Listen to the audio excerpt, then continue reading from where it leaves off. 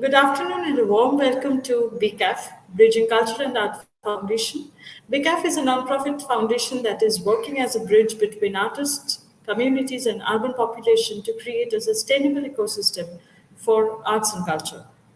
We are very happy to welcome you all in our second talk session with renowned art collaborators, curators, and independent producers, Sally Richardson. She will be in conversation with our board chair, Ms. Runadavan. Today's session is on understanding ethics of policymaking in community-driven program, which falls under our one of our main working areas, community leadership program. It would be my pleasure to introduce Sally. Uh, Sally Richardson is one of the Western Australia's most experienced and respected independent producers working across the arts. Sally has worked for companies like Black Swan Theatre Company, Perth Theatre Company, Malthouse Theatre, Space Parks Puppet Theatre, and so on. Sally has produced over 30 original works through her companies Steamworks Arts and Maxima Circus, touring work regionally, nationally, and internationally, including producing work for Perth, Melbourne, Sydney, Beijing, and Shanghai festivals. Sally has received a prestigious Creative Arts Fellowship from WA Department of Arts and Australia Council Capacity Building Grants in Cultural Skills Development and Dramaturgy and is an Asia Link alumni and Australia Council Arts Leader Program graduate. She is a past director of Playworks, Stages WA, and previous member of the Australia Council Theatre Board.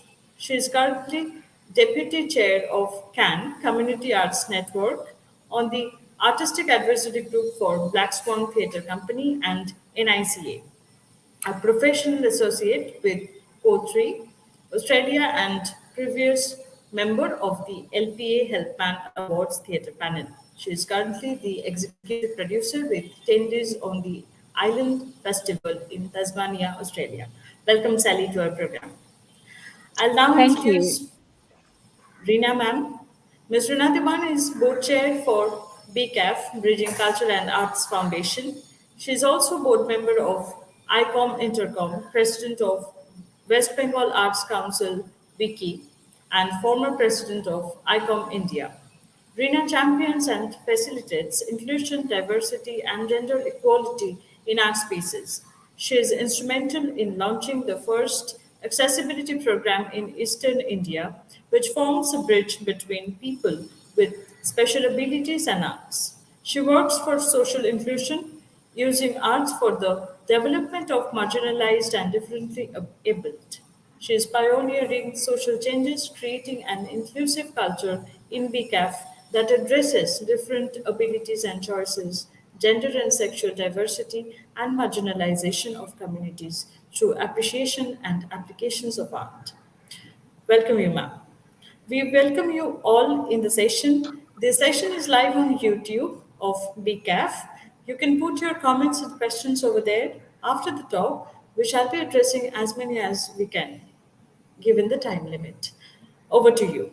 Thank you.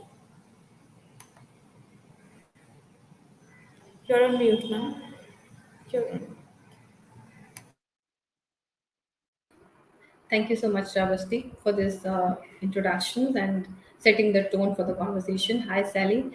Welcome to Yeah. this conversation. And as you know, that BCAF is stepping into the work that we have initiated with the community. And our first intention is to understand how one should engage with communities, because we have witnessed that at times when people engage with communities, it somehow does not benefit as much as it should, because of the lack of understanding at times of ethics of engagement. So I will start with the very basic, because we are starting the work with communities, and I think that this is the right time for us to understand. My question from you, first question would be how one should build a connection with the community to start working. What I mean is that what should be the primary stage of building the engagement? Okay, there's some really big questions. I think when we talk about working with communities, we're talking about co-creating change together, with a kind of premise that I guess every single human being would like to be respected and valued and appreciated. So, in a community engaged practice, the most important element of the work is to develop and nurture the relationships between ourselves, community members, partner organisations, investors, and of course, the creative practitioners and the project team. So it's really, we're talking really how it's all about building relationships. And like any relationships, these connections need to be developed before, during, and after the key project milestones. I always think it's about talking tea, having cups of tea, taking time, really building and developing rapport. And so that we come into a state together of being connected, where we try to sort of, I guess, become more horizontal in terms of our relationships rather than top down. And there's a hierarchy, and I'm here to tell you what to do, and you need my support. It's, in fact, we're going to come into a sense of mutual sharing, where the people are the most important part of that. And so we really start at the very beginning with the building some rapport with that community. I guess the interesting thing I often think about, you need to ask yourself first and foremost, why are you there? What's the most important thing that, why have you been invited? Is it an intervention? Always, I think, to try and think about it as an invitation to learn, to listen, and to grow together, to co-create change. So it's really starting at the very beginning, is asking yourself often a set of questions around, why am I here, and what is my role within this community? That said, that thing of going back to, how do you create meaningful connections so that you can build a project? So you're not even talking about the project yet. You're just really talking about, how do we build genuine connection? And for me, that starts with the elders. Who in the community that you're working with, who has respect, who has leadership, and it's not always necessarily the authorities or the bureaucrats. It might be aunties, it might be the local heads of families, might be the teachers, might be all kinds of different people. And so we spend a bit of time thinking about, who are the connectors within the community? Who is the heart and conscience of that community? And I think part of that is then also, as you start to kind of engage with a group of people, wherever they might be, who is being included and who is being excluded? And what are the politics of the community that you're engaging with? So there's a lot of things about, I suppose, before you even begin, is to engage in research, really trying to work out why you're there, who you're there for, who are the key people in that community that you want to connect with. And I guess giving time for those things. So I think one of the other things is to think about how much time you have to build genuine relationships. So it's kind of just a starting point, really. And it doesn't sound like you've done very much at all. But what you have done is thought about it. Who am I? What is my role here? And who are my stakeholders? Who are the people that are going to work with me on this? So that's probably my first starting point, Rita. Absolutely, that's something that one is kind of an introspection, that why we are engaging, and uh, uh, what is the kind of I would say space that we are coming from, and what is the hierarchy that you're trying to work in. So yeah, that's totally understandable and important. And I would also like to maybe ask you that, what are the ways in which an organization like ours chooses a community, like what are the procedure of need assessment? Because there are communities, and if you look at them, you from your own perspective, you might think that they, yes, we need to work with them. But what ideally should be the ways of understanding that, okay, how to choose a community, and how do we assess that this is a community that needs Well, either the working, yeah. I think we're looking, I hope that the community chooses you. Like in some ways, there's an outreach for some need or something that someone has kind of recognized or wants to see activated, or it may be a healing process that a community might need, use a cultural and arts process to engage with. So I think you're kind of thinking, how can we bring everyone into the conversation? And there are always a diversity of needs within any one community. So it's really about what's your focus and perhaps how it has been initiated. Has someone reached out? Has someone recognized an issue? Has someone gone, we need support for this sector in our community? And I think I often think the most powerful thing in the first stages is asking questions, really asking a lot of questions and actually genuinely listening to the answers. Sometimes you go in and you have this idea, oh, I'm going to do this project with these young people. And then you actually found out the young people are okay, but it's actually their engagement with the older people is the problem or whatever the issue might be. So I sort of think really doing that sort of overview, the listening, having cups of tea with elders, talking to lots of different kinds of people who are in that community, and let's see what bubbles up as being what our role might be, rather than we sort of go in with a sort of, this is what I think needs to happen here. And I know this may sound very basic, but it's actually, if you are going to have any genuine impact, you have to kind of do that together. You have to find a way of coming to do that together. You can't just impose a lot of things and hope for genuine legacy or change. And so it's really asking yourself questions like, what is needed here? What might work here with this community? What is all our roles? And maybe coming to a set of, through those conversations, coming to a set of shared objectives about how, a set of milestones, maybe sort of what we might call defining the parameters. But it really is like seeking to find out. And I often call that listening into, because no one community is ever the same. When we talk about disadvantage, when we talk about disaffected, it doesn't matter, or hierarchies or social discrimination and so on, every community experiences that differently. So you can't it's never one size fits all. The other question I think that's a really powerful question when you're thinking about coming into a community, you think about need, is what are the aspirations of that community? So what are the things that are underneath everything that people would really love? It might be a healing from a trauma that's happened there. It may be past history. It may be something that you actually don't even know. And I think that's a really interesting thing. And a beginning point is those shared conversations, inviting people to share their stories and share what they really what might be of value to them. Absolutely.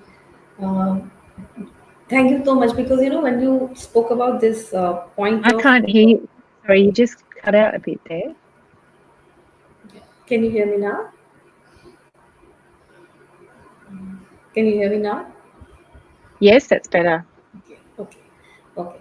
So you're absolutely right when you're saying that let's hope that the community chooses you, or somebody working in the community, around the community, might invite you to come and engage with the community. And this is something that happened to us. But at the same time, when we are engaging with the community, I'm always wondering, because we are working as an organization, and I also felt there is a need of having a policy to work with the communities, because whoever from our organization is engaging should be working around that policy, so that there is a kind of a synergy in what we are thinking in as an organization, and because sometimes we have to get people on board who might be just volunteers or might be just interns to support our work. So Mm. what do you think are the key elements to take care of when we are framing a policy, or is it possible that we can have some references or example of such policies? Well, I'm going to use an example that the Australia Council partly formed in working with First Nations artists protocols. And there were a set of principles. And I think those principles really do like track across all kinds of working with communities. And so I'm just going to run through these set of principles, and you can sort of see whether that's a framework that might be of benefit. Like the first principle is respect. So the rights of the people that you're working with and the communities, they own, they protect, they maintain, they control. Their cultural heritage needs to be respected. Who they are, what they are, how they define themselves. Second principle is self-determination. So people have a right to self-determine and to be empowered in the decisions about their arts and cultural activities, about what you're doing. So that thing of really, you need to work on that together. The third principle is communication, consultation, and consent. And you and I have talked a bit about this before, that thing of it's really important to talk about cultural protocols. Who are the communities you're serving? What is already in existence in terms of different ways of working? And that noting that any community has the right to be consulted, and they need to give their free, informed consent for any use of their cultural heritage or any engagement with their cultural heritage. I think it's a really valuable one, consent. Principle 4 is interpretation. People have the right to be recognised and represented as the primary guardians and interpreters of their own story and cultural heritage. So it's just that thing of being, you're not the decision maker. Again, it's the power is engaging with people. The fifth principle is cultural integrity and authenticity. Maintaining the integrity of cultural heritage is vital to the continued practice of culture. So it's really not kind of going in there and trying to bust things open, but just really being aware of cultural integrity and authenticity. The other thing that I think is really significant is secrecy and confidentiality. People have the right to keep secret and sacred their cultural heritage, and confidentiality concerning any aspect of people's personal and cultural affairs need to be respected. The other thing is attribution, making sure that everybody is respectfully acknowledged and attributed in terms of the ownership of their own work, of their own stories, and their cultural heritage. The other thing is recognizing the principle of continuing cultures, that all cultures are dynamic and evolving, and that the protocols within each group and community can also change over time. So it's not just always a fixed point. So consultation and free prior informed consent are ongoing and necessary processes. You can't assume anything. I think that's really important. The other thing is recognition and protection. People have the right to the protection of their cultural heritage and intellectual property rights in any cultural activity. Laws, policies, and contracts need to be developed and implemented that respect these rights. So there's a set of principles and guidelines in terms of how you might engage in working with community. They're really, really actually, I would say, helpful to us. What you just said, that if I can little bit ask you to clarify between self-expression and self-determination, uh, how do we place both of them? Well, it's in a similar sort of, I think there are similar kind of concepts. Self-determination means that I get to decide how things, like what happens in terms of my story, in terms of how I'm represented and how that might, because often you're sharing things. So sort of self-expression is often, well, it's just me. But when we work with community, we act with social responsibility. We act with the idea that our actions have an impact on people other than myself. So I might say as artists, I have individual freedom, but in the context of working with communities, we work with collective freedom. The idea that we have a shared social responsibility to how we work and to how we tell the story. Individual artists might, people do their own thing, but if you're talking about actually genuine community engagement, you really do need that a collective agreement rather than I just do my own thing over here. Absolutely. And tell me one thing that, when there is, of course, a fund involved and the community is large, then how does that work? Like, how do you work on the distribution of funds with the community? And that too, what is the ethical side of it? Because, I've been witnessing that if some organizations are already working in a community, there are always feelings that, okay, those many people only get the benefit of that, but, we are left out. So how does one work around that? Well, I think the other thing is, again, if you go back, you've done your consultation, that you're talking to the right people, that you've included different people who represent different communities, because often sometimes you end up talking to the person who's loudest or the one who's made the sort of, it is about representation.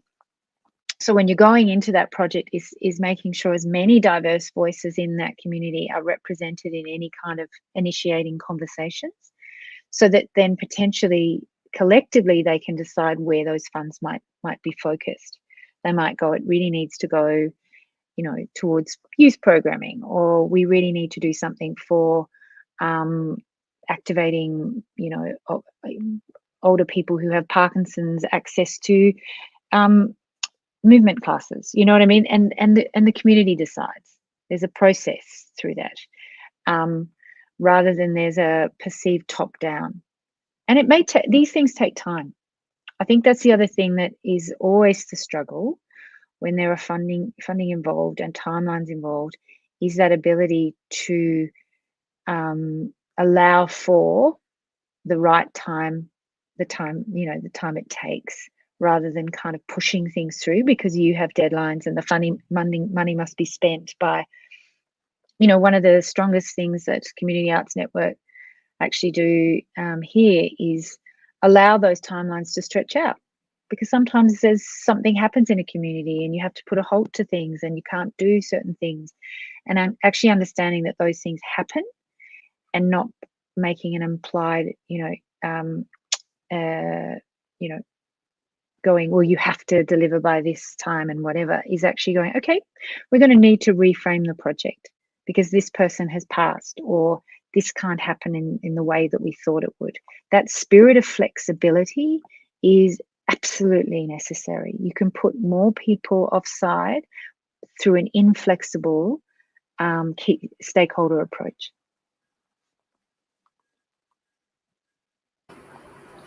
Absolutely. Thank you so much for really speaking, clarifying my personal doubt as well as our doubt in the organization, because as you know, India is a country with immense population.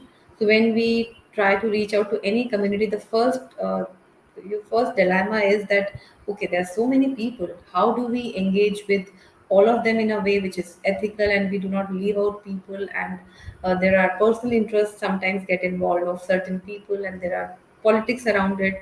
So that's something that you always keep wondering. So these are the points that you just spoke about are really helpful. And I've been reading a few things around ethics, and there's something that emerged which I would like you to probably help me understand is uh, what is the relational ethics? Respect. I think if we act with respect and we're self-aware and we also examine ourselves in the process regularly, we have our best chance of success. I think the other thing which I was talking about, being flexible, it's like keep adapting, keep staying open, keep shifting, thinking about how you can continue to sort of improve, I guess, and stay in respect, but also allow for things to change and not try to, I mean, I suppose often people can try to control the outcomes. And I think that's the other thing. The other thing is also being really open and honest about where things are at, and be very clear about your motivations. Why are you there? It's important to understand your own privilege. And there also may be people that you're working with who don't share your beliefs and values.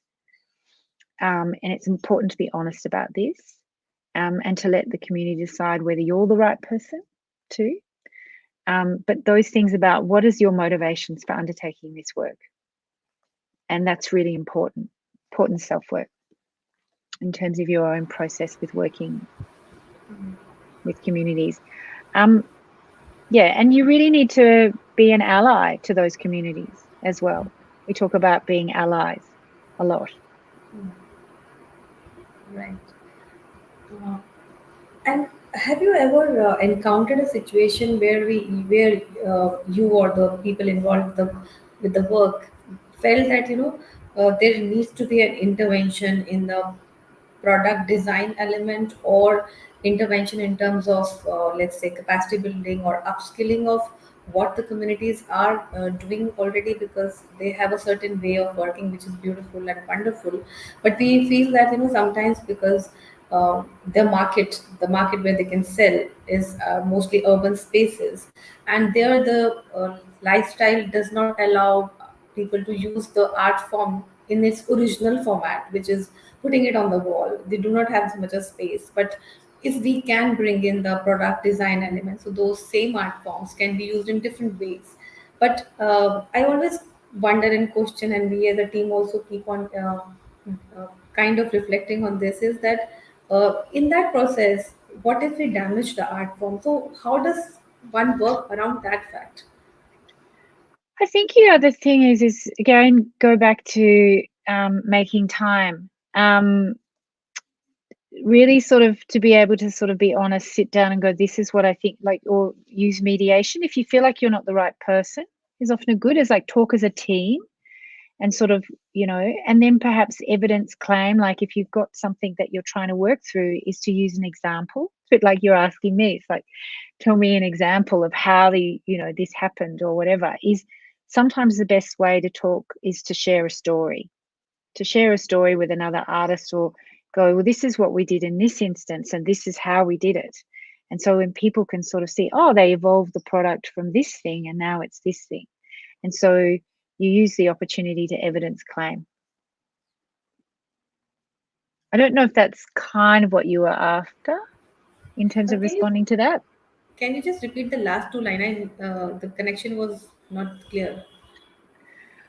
I think that thing of trying to use examples or storytelling or different approaches to what it is you're trying to work through, and even talk it through together. If you're in a situation where you feel like you're not able to achieve perhaps what you'd like, is to sit down together as in your team and sort of go, okay, how can we do this differently? Is there another way we can communicate this? Can we use examples? Can we tell stories? Can we think about the opportunity, or even potentially, is there someone better who is able to communicate this better, that person might trust? Or like, self-evaluation is a really effective tool, is to sort of stop what you're sort of doing, think about it, share it within your team, and then go and try from a different point of view. Okay. All right. Yeah, Yeah. you sort of Yeah. get what I mean. I know that, it's a constant thought that keep appearing in your mind when you're really engaging with the community, because uh, we come with our own baggage, how the lens that we use to look at community work. So this is something that constantly before engaging, we want to be sure of that this is the framework, this is the and we always want that the process should be enjoyable for us also, as well as for the community also, and we build long-term relationships with them. And if we can Absolutely. probably, yeah, Yeah. I think you're right on to, you're absolutely, like, that's that classic, one of those great resources that I've shared with you is, The Relationship is the Project, by Jade Lill's book. And you cannot underestimate the building of relationships. But again, I'll come back to that, is that you've just got to give it time. I sometimes think frustration comes for people is because they work fast, or they're mentally quicker, or they have the answer, or they get frustrated, or they kind of go, why can't they get this, or whatever. But we all come at things, and our learning is different. So then it's a really interesting thing to sort of, defuse that and go, okay, what are the steps that we can take to kind of build this in a different way? Because this might be the way I learn, but this isn't the way this person learns. Rather than kind of sort of hammering on the door and then kind of going, why isn't this person as fast, smart, and as, whatever as I am? And it's pointless. You're not going to achieve anything. Yeah, yeah. And So that's the real thing of diversity, is like, what do we mean when we say that? And diversity is not simply caste, economic, gender, whatever. It is that we do things differently, and we learn differently, and we like different things, and we have different approaches to at how we want to actually engage. And so there's a lot. That's why I said a lot of that thing at the beginning is so much about listening and observation. I call it endless cups of tea, but it really is, because ultimately, if you spend time, you will go, oh, all right, this is potentially the way we go forward here, rather than you come in with your sort of 1, 2, 3, 4 plan and try it worked with these guys. How come it's not working with these guys? And everybody is different, comes from a different perspective. and actually, thank you for pointing out, taking up this this term called diversity, because truly we think that if we have people of color, if we have people of with different religions, different castes, different socioeconomic strata, that means we are diverse. But we forget that within those, elements, also there are layers, that each person within that religion or community or caste also is different. Not everybody in the same community is same, so you can't really Yeah. preach everything in the same language, okay, that one size fits all attitude. So Well, also that diversity. culturally, or in terms of community activity, one culture will really be very dynamic, perhaps in performance or dancing or music, and another community would be very active in terms of craft and visual arts and so on as their key storytelling kind of way of working, and you can only find that out through talking to people and observation. um, that's, I think those things are quite important, because you might come from a particular way of doing things, and actually this community's way of sharing or getting together is quite different. That's true. And there are some hierarchies that exist within the community as well. That that hierarchy is that rigid that it sometimes becomes difficult to reach out to people that you really want to reach out to, and it that power play that happens within the community itself is very strong. So how does one navigate around that?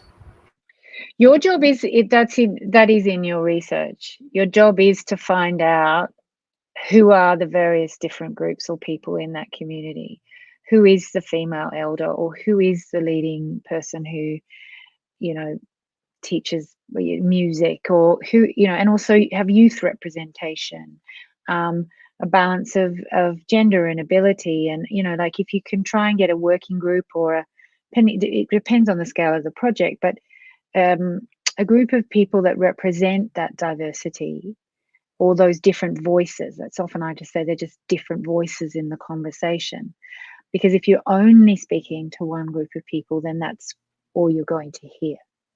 And so your job is to kind of, go on a little fact finding mission, and, chat to the 7-year-old who's standing next to his dad. You know what I mean? Like, it's so interesting what you can find out if you open yourself up to different voices, rather than the voices sort of authority that say this is what is needed here.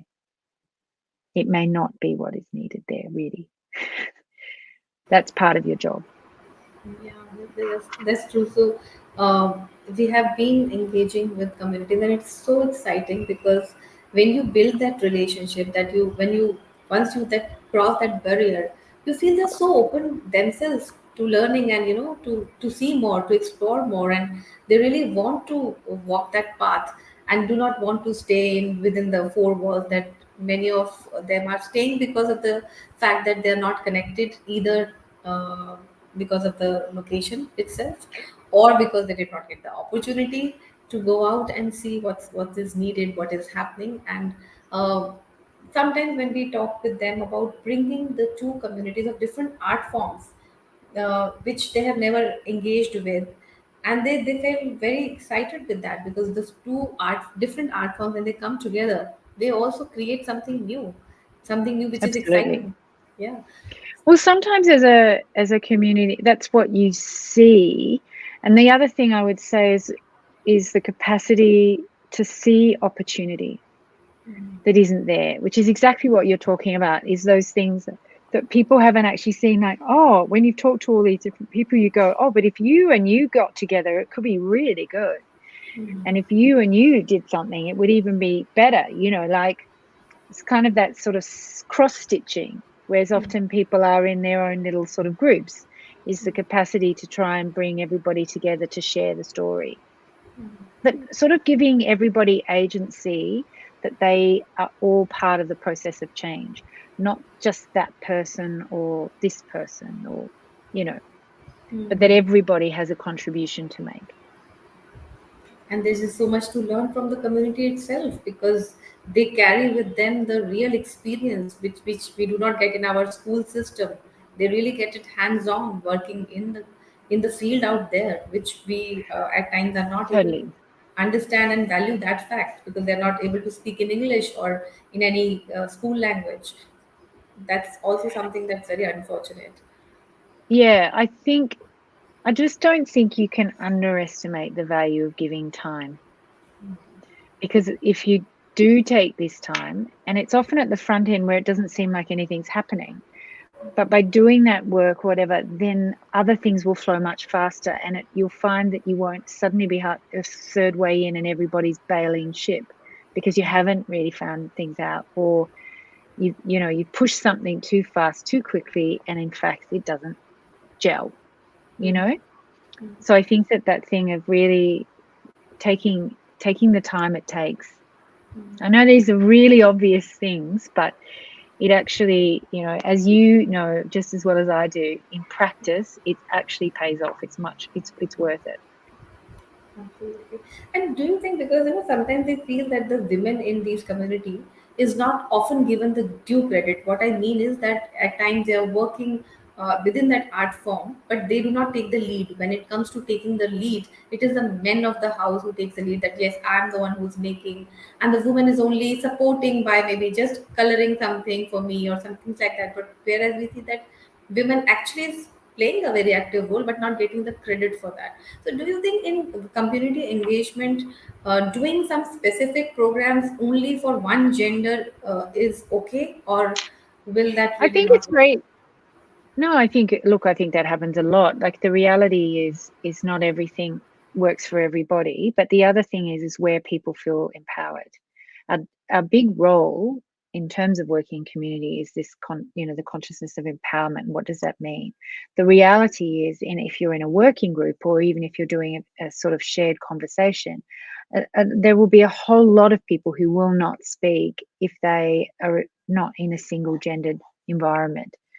They simply won't do that. They won't feel comfortable to do that.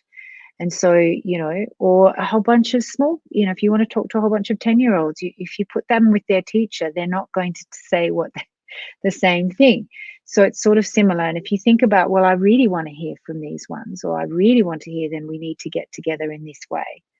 Whereas if they're all there with their family members, it may not happen. It's like thinking about how is it going to be comfortable for people to be able to communicate what they need and what their story is, or how they would like to work, or what are their goals for their art practice or their, and so on.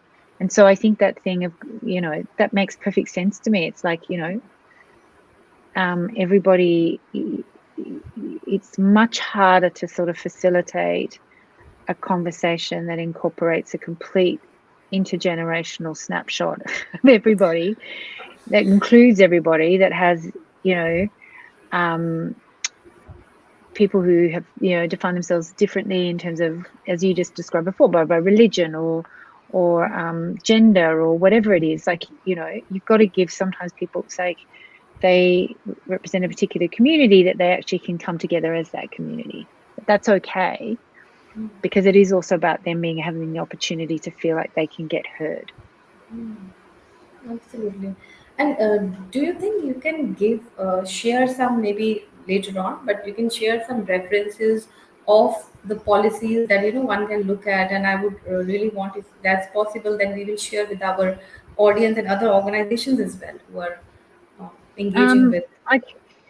I can. This link. Hang on, where are we in the comments? Can I add something there? Yes, yes. How do I do that? If you can just paste it in the chat. I've only got the private chat. Is that the one? Oh, yeah, you just put it there. I think Shravasti will then share it. This is the Protocols in Practice PDF, which comes from the principles I was talking to you about. There's also, let me just go back, the fantastic book these are two books that I often use as a reference point, Brow Books and True Tracks, Respecting Indigenous Knowledge and Culture. Just two different texts that I draw from. There's some really great materials available, and I really would encourage. Jade Lil particularly has written extensively about engaging with communities, the one who wrote the Relationship Project, but she's also got some blogs and some other kind of stuff that's really great as well. But the Australia Council website, as you know, has a bunch of materials, but I found this particular PDF to be, hang on, let me just see if I can find the actual PDF, to be super, super great. And again, much more specific when you're thinking into, cultural projects. So I don't know if that's going to land. No, it didn't like that. I tried to sort of put the PDF in. It's thinking about it, but no, doesn't want to do that. Anyway, I put the link up there. Right. This is really helpful because these references really help, because a lot of work has been done before building these references. So it's really good. Well, that's it. It comes through incredibly, particularly the Indigenous protocols, and you can see that as not just, obviously First Nations first, First Peoples first, a really strong set of values. But if you look at the value structure, it's any community in terms of the principles, and I think that stuff is really great. Like, I just love the line that I was reading somewhere the other day. Everyone wants to be treated with respect. And I think if we take that as a sort of like, as a given, doesn't matter whether they're a little small person or whether they're a really, and they're a much older person or they're disabled, or we all want that same thing. And if we operate from that value in everything we do in engaging with communities, we won't get it wrong. Because we'll say, we'll admit that we don't know when we don't know. That's true, because there are not many references of these works. So definitely there are a lot of things that comes with the experience of engaging, and whatever we learn from one community, not essential will be applying to the next community that we might take the project. And I always think that's one of the really great things is just to admit that you don't know you're not there to provide answers. You're there to sort of facilitate people finding their own answers. And the great thing is to sort of admit all the time. I've got no idea. And you can't be expected to. That's the whole point.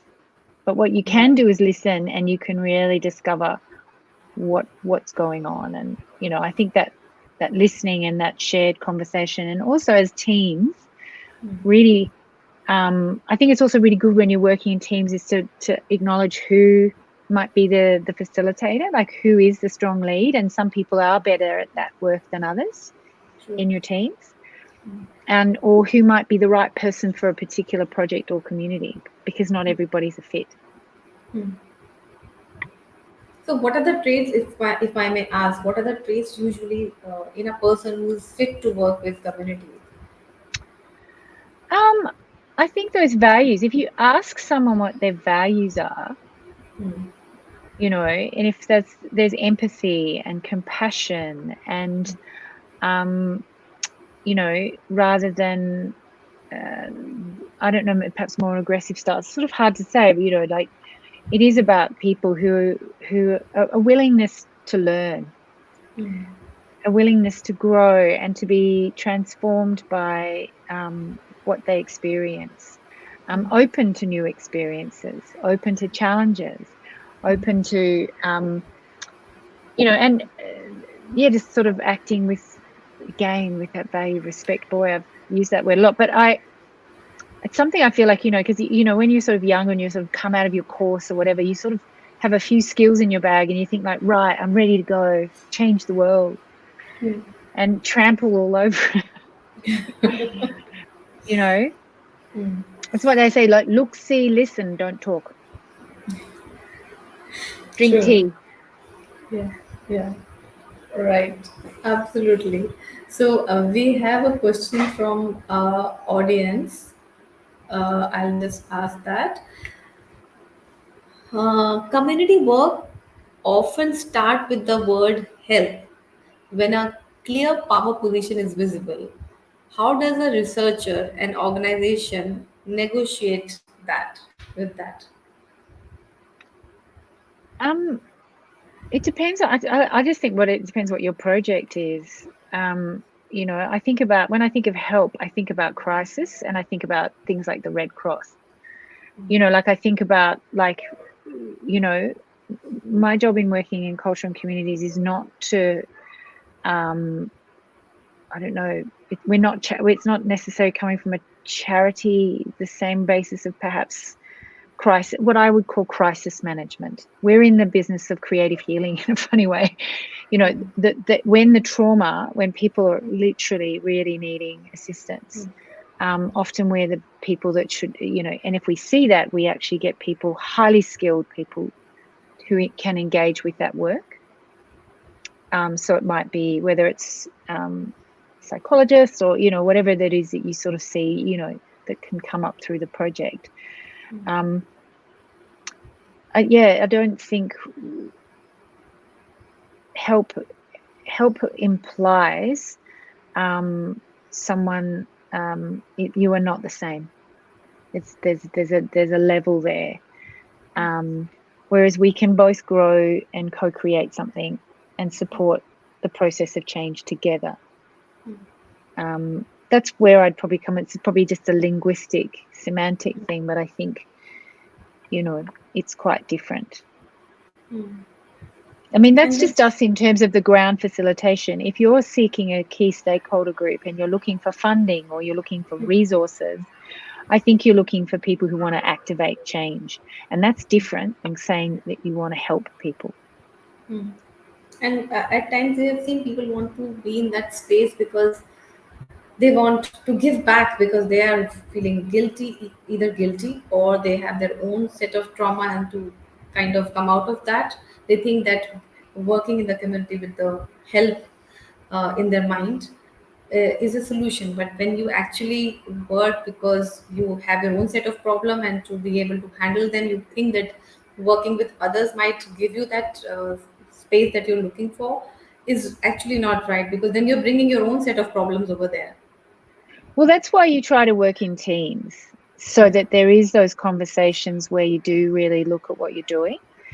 I've always believed that engaging with creative working creatively, it's not therapy. Yeah. That's a different process. If you're talking about, constructed therapeutic situations where, there are key issues being dealt with, we can support those people, but then I would be going, you have professionals involved in that work. And if you do feel or you see someone being triggered or their own stuff coming up, you really pull them, bring them through out of the project and have a good conversation and say, hey, what's happening here for you? Is this? And then there's no reason why no one should be being reactivated or triggered by the work they're doing. That doesn't mean to say you're not going to feel things and you're not going to feel vulnerable at times and you're not going to think, look, what can I do or whatever, all those things. But that's where you, as a team, really do talk through. No one should be ever working in isolation. Absolutely. And tell me, my last question to you would be, because we are absolutely near the closing of the time, that if somebody wants to work with community, what are the qualifications they can have to be able to say that, yes, they are kind of ready to work in community? Well, there's different things. I think it depends on the community and it depends on, if are they volunteering, what's their volunteer experience in terms of maybe other opportunities or the things that they've worked in. What's their own engagement? I think some of those things are quite strong indicators to people of values and interest in community. There's people even just who've helped out in different other kind of environments. So we often sort of look to volunteers and that kind of thing. Or sometimes it's that people really do want to grow themselves in terms of meeting that different challenge professionally. Like sometimes they come from another area. I think it's a process where you really question, you take the time to have the conversation with that person and see if you can find out where their motivations are. We talked really early on about what is the motivation or the aspiration of the group that you want to work with. What's your motivation and aspiration? And what are you hoping to achieve through your work? And if someone says, well, I really wanted this and I really wanted that and I really wanted that, I'd be going, okay, maybe you're not the right person because it's really about we. What can we be a part of? And I think some of those things are sort of, more overt than others. But, intuition's a good thing. True. But there is And you no course. don't put people in the lion's den by themselves. You really create teams on projects. Most community-based work is in teams, and you put experienced people with less experienced people so that they can grow together. Okay. And you also move, potentially, you grow them as a team. Right. So this is more like learning from each other and learning with experience rather than doing Absolutely. a course. Yeah. Well, there are courses that are in community consultation and mediation, and people come from, I think there are some sort of more degree-based kind of activations. A lot of it, I think, starts out with people who have often worked in projects themselves or and then gone, oh, this is a really great thing. I'd like to sort of continue doing that work, So it's a bit of a process-driven environment. Great. Thank you so much, Sally, for this conversation. And So fun. So nice to hang out with you, Rena. absolutely. It was a good hangout. Yes, It was Shabasti is great. back. Thank you. It's lovely to see you both. Really great. Really great. And congratulations on what you're achieving with B-CAF. It's really stunning. Really great work. Thank you so much. Thank you for being there. Bye now. Yes. Bye. Yeah. Thank you, Sadia. Thank you, ma'am, for holding this thought provoking conversation. Thank you all for joining with us. And for more details about our programs and upcoming sessions, please follow our Facebook and Instagram page. We're hoping to see you in the next session. Thank you. Bye.